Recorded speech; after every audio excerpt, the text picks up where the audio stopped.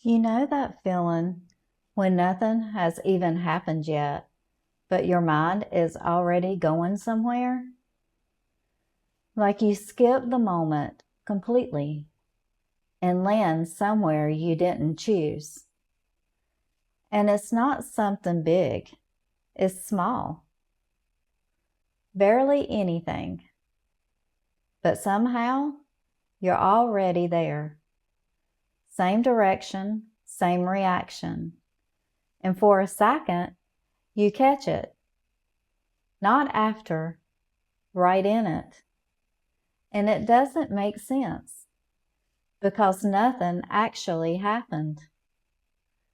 But your mind moved anyway, like it's following something that already started, not deciding, continuing.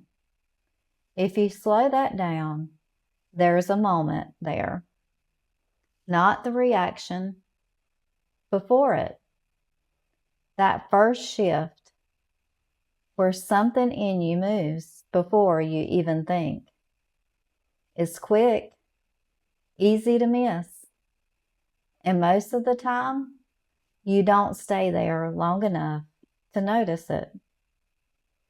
You just keep going, and by the time you realize it, you're already somewhere you said you weren't going back to. That's the part that doesn't line up. How things can change, how you can move forward, how you can know you're not where you used to be, and still feel pulled in the exact same direction. Back to doubt, back to fear, back to what feels familiar. Not because you choose it, because it already feels like you're going there. That's the part that made something click for me. Because I used to read about people who saw everything change around them, who were brought out of something they couldn't get out of on their own, who watched God provide for them over and over again, and still kept going back, not physically, in the way they thought, in the way they responded, in what they believed the moment something felt uncertain. And it didn't make sense. Because how do you see that and still go back to fear? How do you experience that kind of provision and still think you won't be taken care of? How do you move forward and still respond like you're stuck? Then you start noticing it in yourself, not in the big ways, in small ones, in moments where something feels off and your mind goes somewhere before you even question it. And it's the same place, not new, familiar. And that's when it stops feeling random and starts feeling like a pattern. Not in your situation, in your response. A thought, a reaction, a belief, and it's the same one. It just looks different because the moment is different. But the direction is the same. And that's why it repeats. Not because nothing is changing, because something in you keeps moving the same way. And once you notice that, you don't really see it the same way anymore. You start catching it earlier. Not fully, just enough to hesitate. And that hesitation is small, almost nothing. But it's not automatic. Everything after that is. That's why it always ends the same way.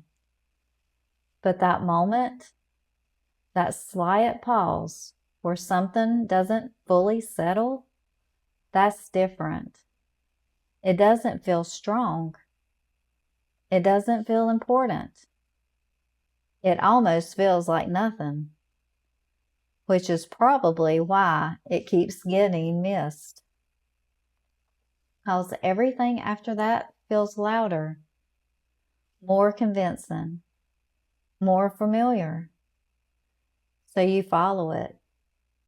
And later, you look back and wonder how you ended up there again. But it didn't start there.